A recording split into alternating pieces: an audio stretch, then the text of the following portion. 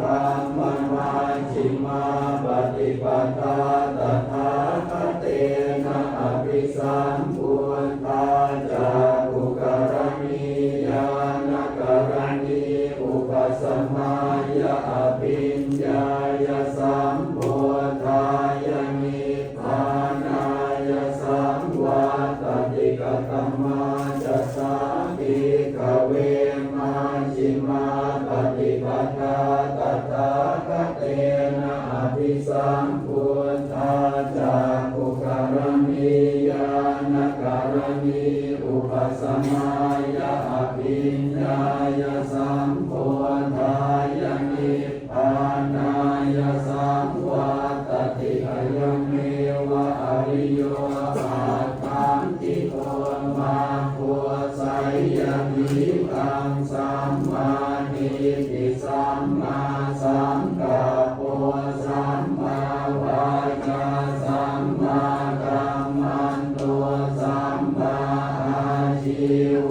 สัมมาวายาโมสัมมาสติสัมมาสมาธิอายังโสสาภิกขเวมัชฌิมาปฏิปทาตถาคเตนะอภิสัมพุทธาจาตุกรณียานกรณีอุปสัมมายะอภิญญายะสัมโพธายะนิพพานายะสัมวัตติปิทังโภปนะภิกขเวทุกขังอริยสัจจังชาติปิทุกขาชราปิทุกขามรณะปิทุกขังโสกปริเท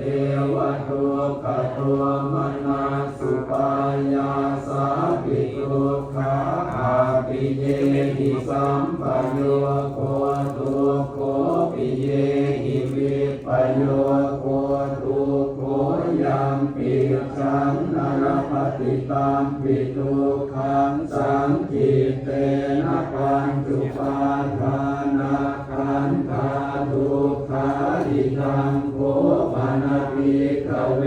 ทุกขสมุทัยโยอริยสัจจังญาณังตัณหาโอโนภวิกานันทิราคะสหคตาตาตระตาตราภินันทินิสัยยติตังกามตัณหาภวตัณหาวิภวตัณหาอิทังโคปนะภิกขเวทุกขนิโรธอริยสัจจังโยตัสสะเยวตัณหายะเสสวิราคะนิโรธจากโคปฏินิสัตโคมุติอนันตโยอิทังโคปนะภิกขเวทุกขนิโรธคามินีปฏิปทาอริยสัจจังอยังเมวะอริโยอาทังทิโกมาโพไสยทิตังสัมมาทิฏฐิสัมมาสังกัปโปสัมมาวาจาสัมมากัมมันโตสัมมาอาชีวสัมมาวายาโมสัมมาสติสัมมาสมาธิอิทังทุกขังอริยสัจจันติเมภิกขเวปุเพอนันโนสุเตสุธัมเมสุจักขุงอุทธัปปาทิญาณังอุทธัปปาทิปัญญาอุทธัปปาทิวิชชาอุทธัปปาทิอาโกอุทธัปปาทิตังโกปัญญังทุกขังอริยสัจจังปริยันติเมภิกขเวปุเพอนันโนสุเตสุธัมเมสุจักขุงอุทธัปปาทิญาณังอุทธัปปาทิปัญญาอุทธัปปาทิวิชชาอุทธัปปาทิอาโลโกอุทธัปปาทิธัมโม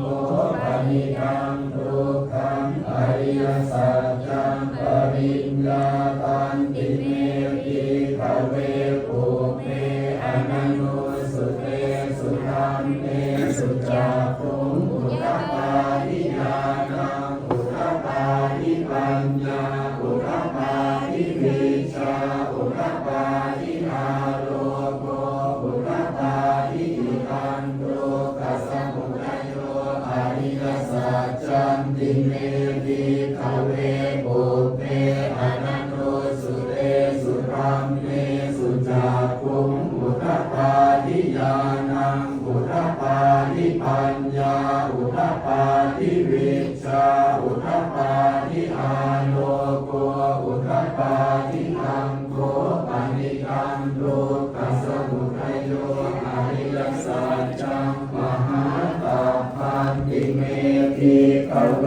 ปุเพอนันโนสุเตสุธัมเมสุจักขุงอุทธัปปาทิญาณังอุทธัปปาทิปัญญาอุทธัปปาทิวิชชาอุทธัปปาทิอาโลโกอุทธัปปาทิตัมโฆปณิตังตุกัสสะมุทัยโยอริยสัจจังปะหินันติเมติขเว